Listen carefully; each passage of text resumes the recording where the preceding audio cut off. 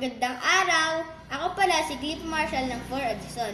Ano nga ba ang aking natutunan sa araling panlipunan sa unang markahan? Ang Pilipinas ay isang bansa dahil nagkataglay ito ng 4 na elemento: tao, teritoryo, pamahalaan at soberanya.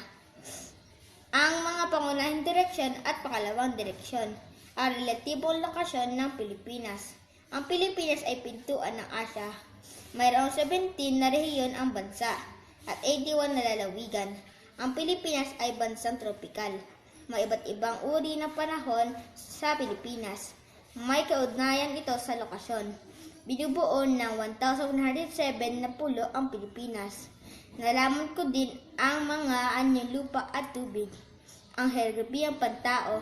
Ang Pilipinas ay bahagi ng Ring of Fire. May mga lugar sa bansa na sensitibo sa ang paghahanda na dapat gawin kung may kalamidad.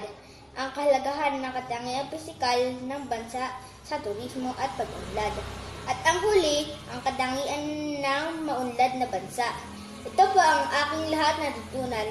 Salamat Sir Jeff sa iyong pagtuturo.